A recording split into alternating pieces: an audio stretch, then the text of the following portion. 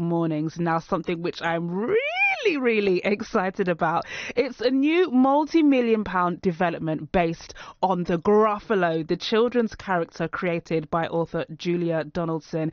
It's opening at Twycross Zoo in Leicestershire. Now, Gruffalo Discovery Land is intended to teach children about the importance of conversation and the natural world. The 4-acre site will open this spring and will bring together the much-loved characters from the best-selling children's book, The Gruffalo, created by Julia Donaldson. Now, Dr. Sharon Redrobe OBE is the CEO of Twycross Zoo and joins me now. A very good morning to you, Sharon. This is very exciting news. Tell us exactly what it is that you're planning.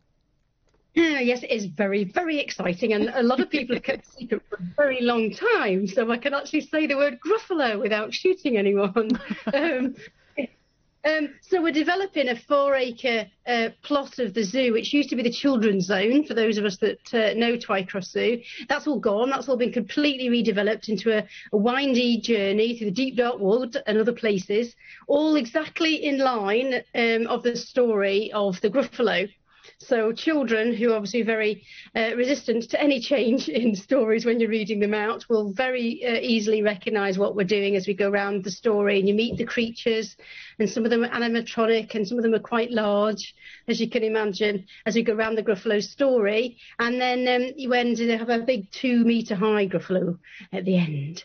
And we've got some real animals sprinkled in there as well. Absolutely love that. You know, this is super exciting for me. I actually took my daughter to see the Gruffalo in theatre in London last year. So we'll certainly be coming down for that. And now I know you've done some research that reveals that more than 75% of kids have an understanding of extinction and endangered species as well, according to their parents. But awareness of conversation is quite low, only at 16%.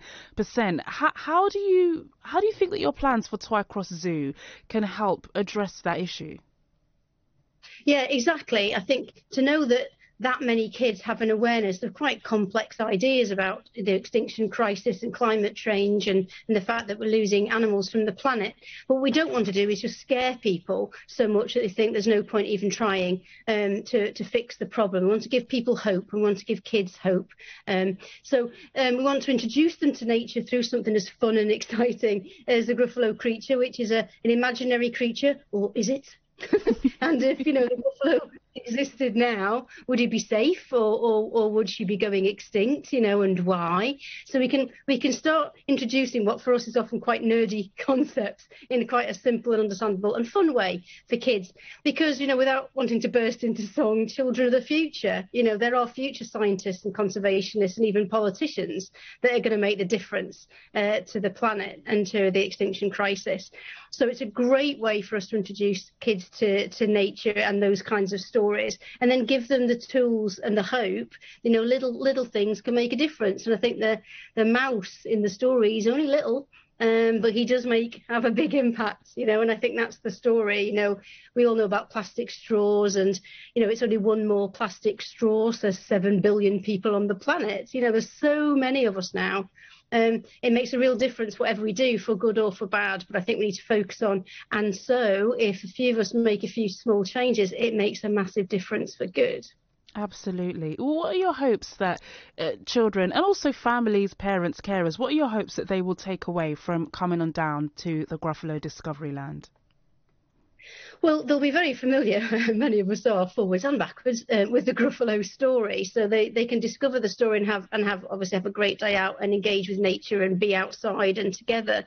But also go away with some messages about how you can help save the planet as well. Even at home, you can build an insect hotel in your garden. Saving British native species is just as important as saving African and Asian species, which is what, of course, we major on at Twycross Zoo, being part of our big international breeding programs, as you know, with rhinos and gorillas and stuff.